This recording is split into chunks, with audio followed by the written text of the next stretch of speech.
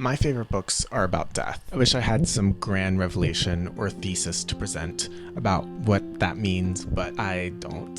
Instead, I want to talk to you about why these three books are so important to me and some of the lessons that they've taught me about life and death. There won't be any major spoilers for these three books during this video, but I will be sharing with you some of the concepts they discuss and also some of my favorite quotes from each. Being Mortal by Atul Gawande. It is not death that the very old tell me they fear. It is what happens short of death, losing their hearing, their memory, their best friends, their way of life. This book taught me how to think about end-of-life care and how to talk about that with my family and my loved ones. It talks about questions like, do your loved ones want to die at home? Do they mind dying in the hospital? How far are they willing to go? How much of their freedom are they willing to lose to continue living? Are they okay being bedridden? Is that a life worth living? Things like that. Those really hard conversations, those hard questions that you should be talking with your family about because of the proven benefits to end-of-life care in doing so. The first half of this book focuses on aging and how your body and mind change as you get older. Why do older people tend to choke on their food more? Why do they become forgetful? It also describes the difference in nursing options between assisted care and nursing homes. And it talks about innovations in how these facilities are run that can lead to less rates of depression and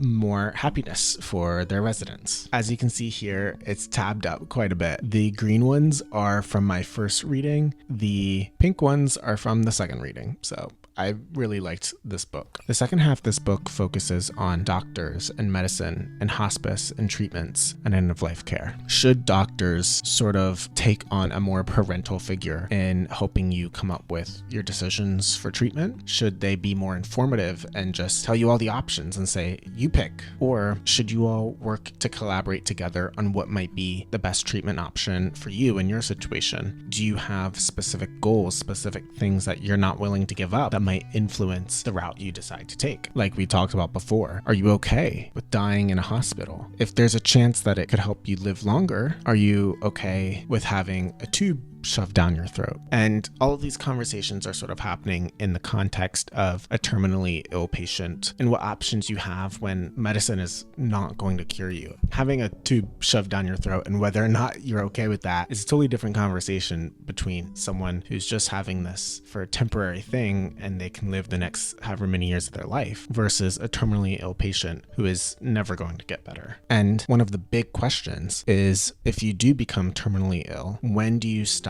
sacrificing your current quality of life for a potential for a better future quality of life? For example, chemotherapy is sacrificing your current quality of life for the chance that it's going to shrink your cancer or get rid of your cancer, and you'll be able to have a future quality of life that's better than what you have now. If your first and second chemotherapy treatments have failed and you're on your third or your fourth and it's not helping, when do you say, okay, I'm going to stop sacrificing the time I have now for a chance at something later? When does that equation change? Endings matter, not just for the person, but perhaps even more for the ones left behind. These are just some of the topics that are described in Being Mortal. It was the very first book about death that I read many years ago, and it inspired a continued interest in this topic. For a book about death, it focuses so much on life and living the best life you can for as long as you can. It focuses on the hard conversations that you need to have with your loved ones, and it's phenomenal. If you're not interested in this book, or reading is just a bit too much of an investment right now, totally understand. There's a free documentary on YouTube made in collaboration with the author that I would highly recommend, and I will link it down below. Smoke Gets in Your Eyes by Doughty. Looking mortality straight in the eye is no easy feat. To avoid the exercise, we choose to stay blindfolded, in the dark,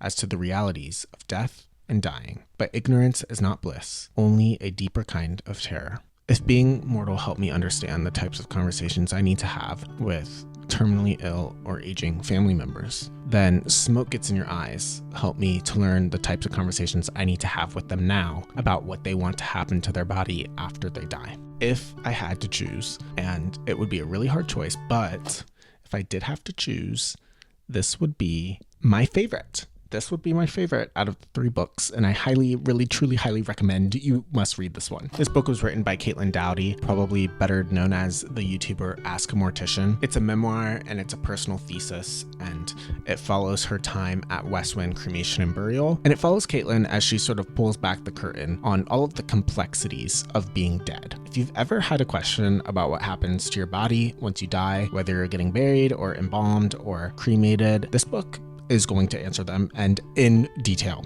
For example, have you ever wondered what machine crushes your leftover bones after you're cremated? Did you know that there are bones left once you're cremated that they have to crush into ash? Well, Caitlin goes over that. How does embalming work? What is the process for embalming someone? It tells you, and it's a lot of stabbing and cutting and tubing. Yeah.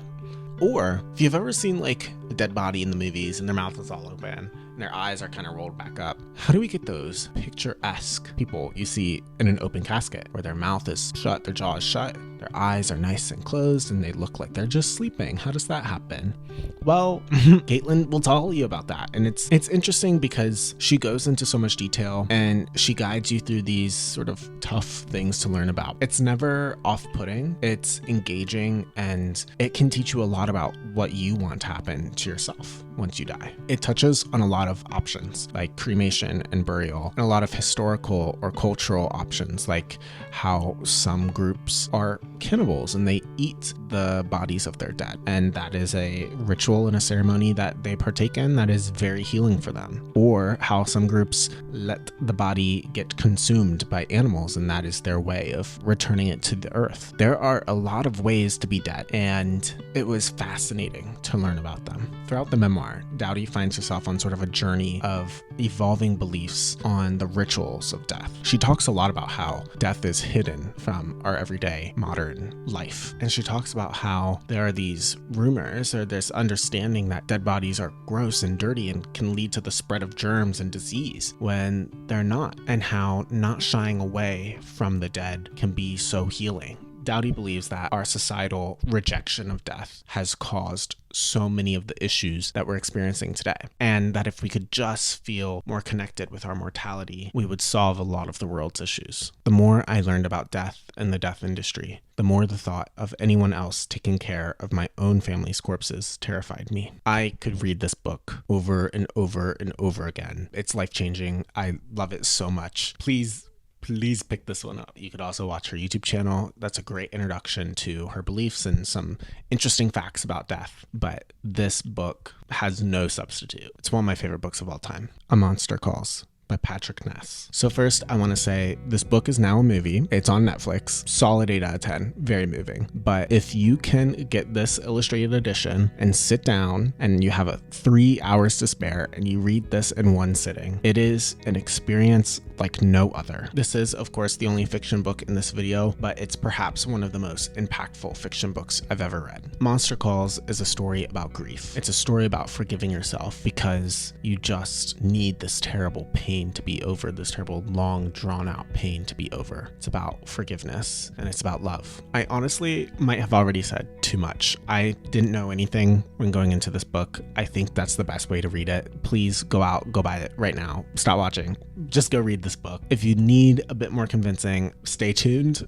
I'll do the convincing, but such a worthwhile read. This book follows the main character, Connor, who's a young boy experiencing nightly terrors. And right now, he cannot live the life of a young boy because of the responsibilities that he has given the illness of his mother. It's about how one night, this boy, Connor, is confronted by a monster. And it's about how the monster claims that Connor was the one who called for him. He listened, straining against the silence, but all he could hear was the quiet house around him, the occasional tick from the empty downstairs, or a rustle of bedding from his mom's room next door. Nothing. And then something he realized was the thing that had woken him. Something was calling his name. All right, with that, we're at the end of this video. This is it. To be honest with you, I've been thinking about death a lot lately.